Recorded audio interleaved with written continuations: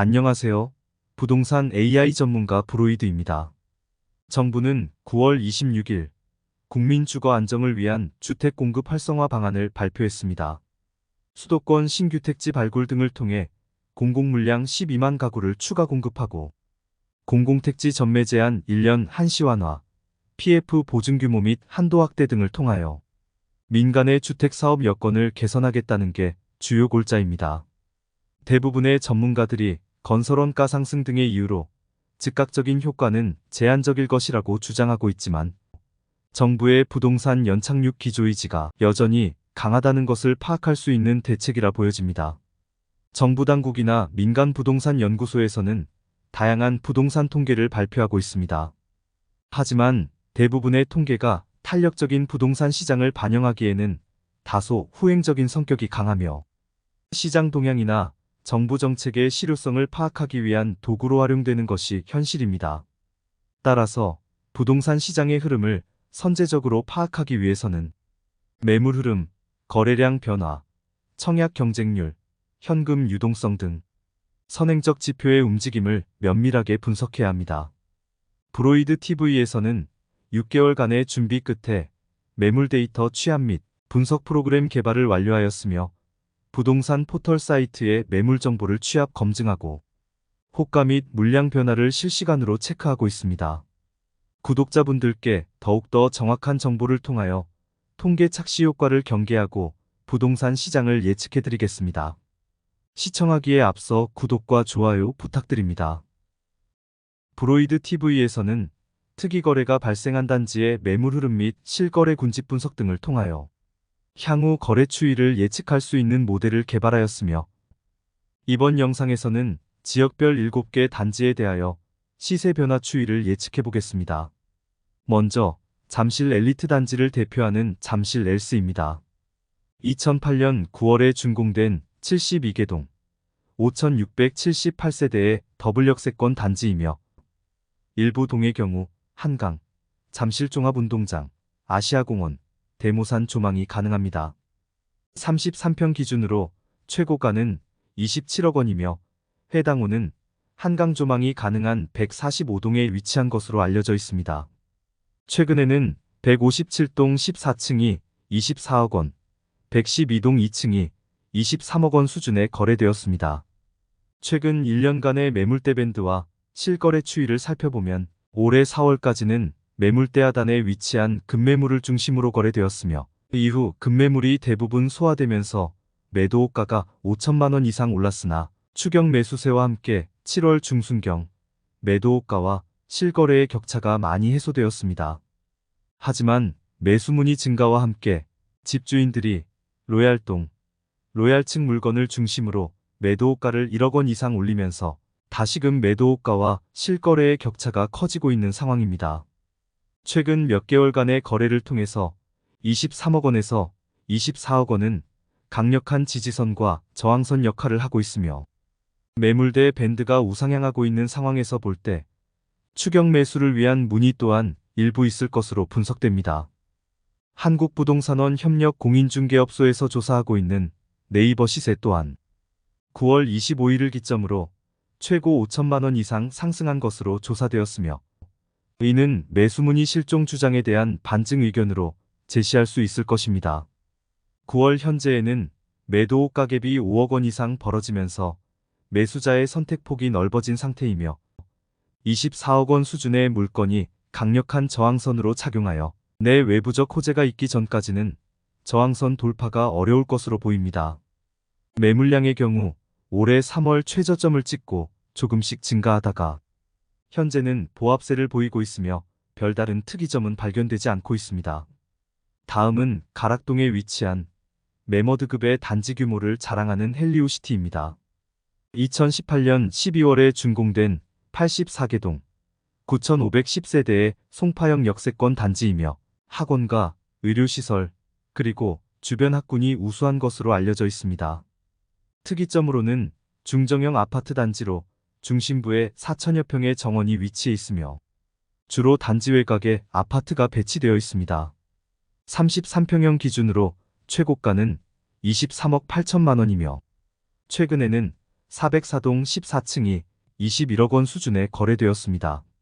매머드 급단지에 걸맞게 거래가 활발하게 이루어지고 있으며 한때 27억까지 올랐던 매물밴드 상단은 현재 25억 원 수준에 형성되어 있습니다.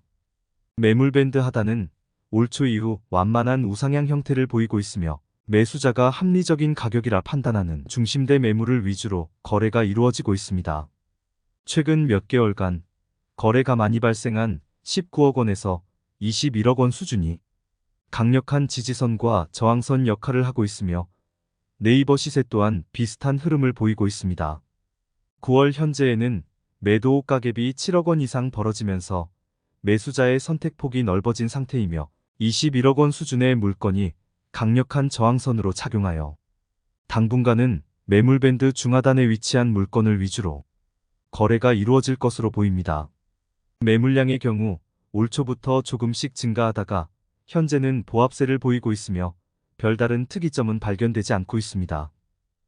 다음은 최근 과천시의 시세를 리드하고 있는 위버필드입니다. 2021년 1월에 준공된 21개동 2128세대의 정부 과천 청사역 역세권 단지이며 관악산과 청계산이 연결되는 통경축을 볼 수 있습니다.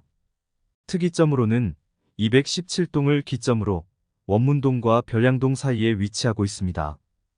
39평형을 기준으로 올해 4월 저층 급매물이 20억 원에 거래된 이후 매물대 하단이 2억 원 이상 상승하였으며 5월 이후 현재까지 매도 가격이 4억 원 수준을 유지하고 있습니다. 최근 204동 33층이 23억 6천만 원에 거래되며 최고가를 갱신했으나 당시 최저가 매물이 23억 원이었던 점을 감안하면 신고가인 23억 원 수준이 강력한 지지선 역할을 하고 있는 것으로 판단됩니다. 다만 신고가 거래 이후 39평형 매물이 2배 이상 증가한 점을 볼 때 23억 원 수준이 강력한 저항선으로도 작용하여 내 외부적 추가 호재가 있기 전까지는 저항선 돌파가 어려울 것으로 보입니다. 다음은 GTX-A의 대표적 수혜 지역인 동탄 신도시에 위치한 동탄역 롯데캐슬입니다. 2021년 6월에 준공된 4개동 940세대의 주상복합 아파트이며 동탄역 역세권에 위치하고 있습니다. 특이점으로는 단지 내 지하보도를 통하여 SRT 동탄역으로의 이동이 가능하며 동탄역은 GTX-A의 시종 착역이 될 예정입니다. 34평형을 기준으로 올해 7월 매물대를 벗어난 급매물이 2차례 거래된 이후 매물량은 지속적으로 증가하고 있으며 현재까지 매도 가격은 약 3억 원 수준을 유지하고 있습니다. 최근 백사동 25층이 16억 원에 거래되어 최고가를 갱신함과 동시에 로얄동, 로얄층 물건을 중심으로 매도가가 1억 원 이상 올랐으며 매물량 증가와 함께 매물밴드 폭이 확대됨에 따라 매수자의 선택폭이 넓어진 상태입니다. 한편 인근에 위치한 더샵 센트럴 등이 아직까지 고점을 회복하지 못한 상황인 점을 감안하면 신고가인 16억 원 수준이 강력한 저항선 역할을 할 것으로 판단되며 내 외부적 추가 호재가 있기 전까지는 저항선 돌파가 어려울 것으로 보입니다. 또한 상급지로의 이동 물량 또한 지속적으로 나올 예정이므로 추가 상승에는 한계가 있을 것으로 판단됩니다. 다음은 고점 대비 하락폭이 큰 단지를 살펴보겠습니다. 먼저 청라국제도시에 위치한 한양수자인 레이크블루입니다. 2019년 1월에 준공된 14개동 1534세대의 대단지 아파트이며 청라호수공원에 인접해 있습니다.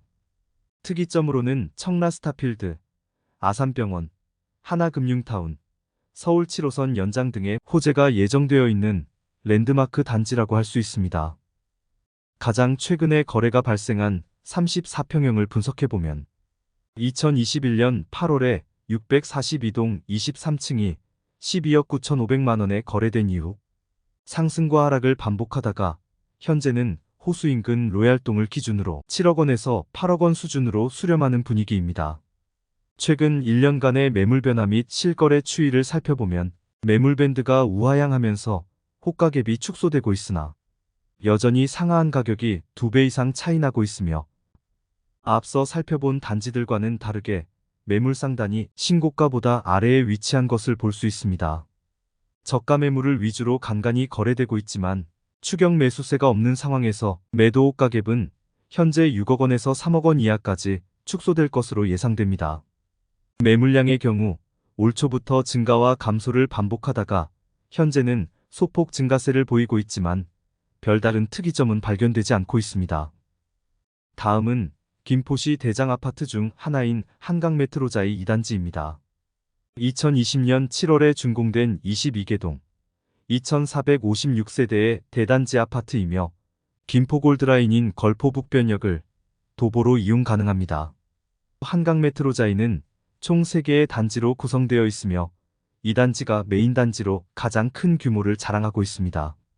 가장 최근에 거래가 발생한 31평형을 분석해보면 2021년 11월에 207동 18층이 9억 6천만 원에 거래된 이후 매물대 하단에 위치한 저가 매물 위주로 거래되고 있으며 최근 매물량 증가와 함께 6억 원 수준이 강력한 저항선으로 작용하고 있습니다.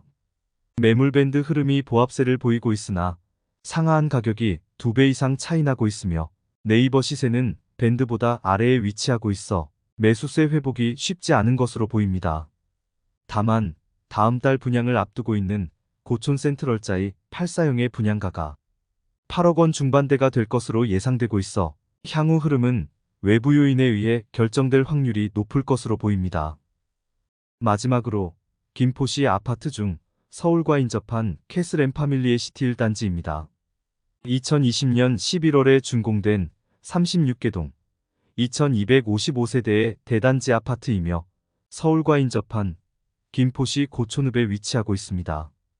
가장 최근에 거래가 발생한 33평형을 분석해보면 2021년 9월 106동 14층이 8억 5천만 원에 거래된 이후 상승과 하락을 반복하다가 올해 들어서는 매물대 하단에 급매물만 간간히 거래되고 있으며 매물대 밴드와 실거래 추이를 살펴보면 5억 원에서 6억 원은 강력한 지지선과 저항선 역할을 하고 있는 것으로 분석됩니다. 최근 급매물이 대부분 소화되면서 6월 이후 매물대 하단 가격이 소폭 상승했으며 9월 19일 6억 원 저항선을 돌파한 거래가 발생했습니다.